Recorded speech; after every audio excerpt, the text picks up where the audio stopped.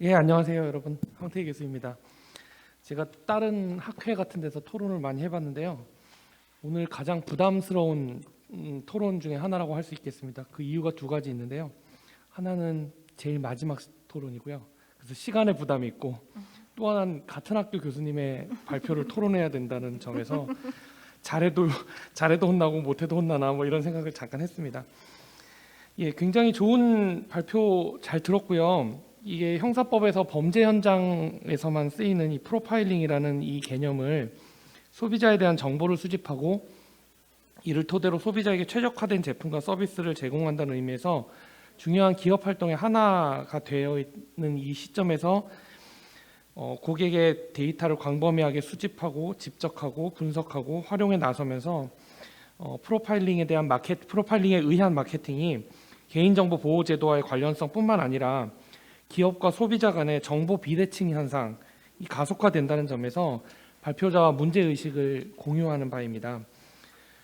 특히 이제 기존의 이제 제조물에 관련해서는 제조물의 이런 어떤 그 속성을 잘 모르는 소비자들 때문에 제조물 책임법이 태어났는데, 이런 데이터와 관련해서 소비자 정보 처리와 관련해서 기술적 문제를 잘 알지 못하는 소비자들은 문제의 심각성을 따져보기도 쉽지 않은 상황에서 정보 격차의 문제가 기존의 제조의 시대보다 훨씬 더 심각해졌고, 그래서 아까 프라이버시 패러독스를 말씀하셨지만 소비자 보호 관점에선 더 중요한 이슈가 되고 있다라고 생각합니다. 그러한 문제의식 속에서 이 연구가 그 GDPR과 우리나라의 개인정보보호법을 비교해서 프로파일링을 정의하고 그 적극적인 기업을 선정해서 그 약관을 실증적으로 분석해서 정책적 함의를 도출하였던 점에서는 우리 공정거래위원회도 굉장히 관심을 가지게 되는 연구인 것 같고요. 개인적으로 2018년과 19년에 그 공정거래위원회 빅데이터 관련한 연구 영역을 수행한 바가 있는데요. 새로운 시장에 대한 접근 방법이라든지 또는 현상에 대해서 또 많이 공부할 수 있게 되어서 감사드립니다. 사실 이 양 교수님께서는 GDPR을 기준으로 해가지고 이 분석의 틀을 가져가고 계신데요.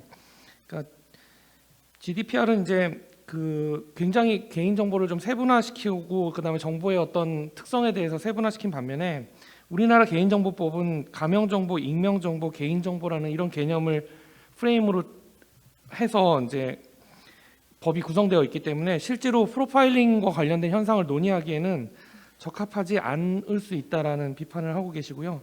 그 점은 프로파일링의 소비자법적인 접근에서도 중요한 지적이라고 생각됩니다.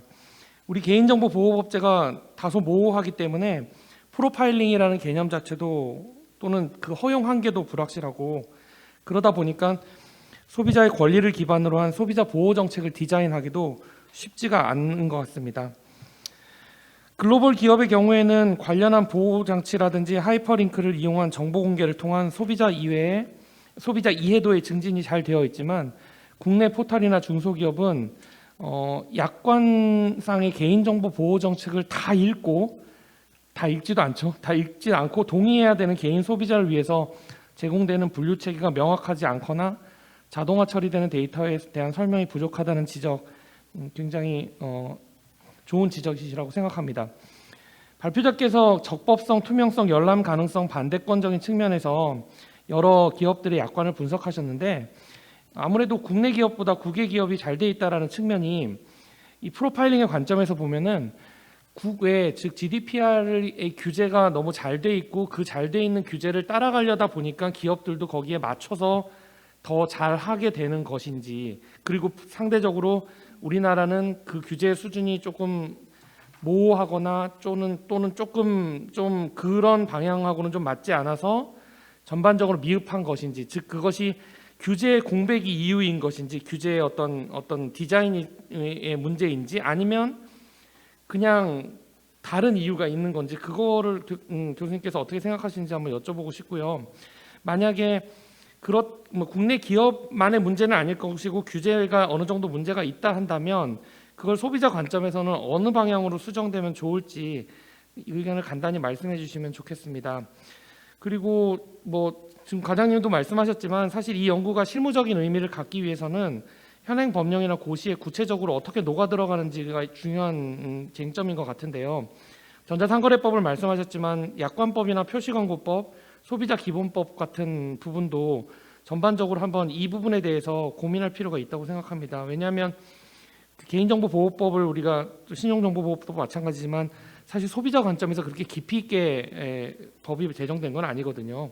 그러다 보니까 특히 우리나라의 경우에 이제 이러한 정보보호 같은 것들이 약관의 형태로 다 만들어졌는데 다른 나라와는 달리 약관규제법이 있기 때문에 지금 현재 약관규제법은 그냥 불공정한 약관만을 다루고 있는데 이 부분을 약관규제법적인 관점에서 기준을 만들 수 있을지 또는 소비자기본법 15조에 보면은 개인정보 보호 기준을 만들어야 한다라는 조항만 있는데 그 개인정보 보호 기준에 아까 교수님께서 말씀하신 필요 없는 정보를 과다하게 수집하는 경우에 거부할 수 있는 권리라든지 또 이의를 제기할 수 있는 권리라든지 열람권이라든지 아니면 또 최근에 이제 이슈가 되는 게 자기정보 이동권이라고 해서 제가 이제 어떤 사업자에게 제공한 개인정보를 다른 사이트에 가입을 하려면 또 다시 입력해야 되거든요. 그게 너무 힘드니까 소비자 관점에서 나 저기다 입력했으니까 그냥 공유시켜줘라고 하는 그런 기준 같은 것들은 사실은 정보 보호의 관점은 아니고 소비자 보호의 관점에서 조금 고민해야 되는 부분인 게 아닌가 싶어서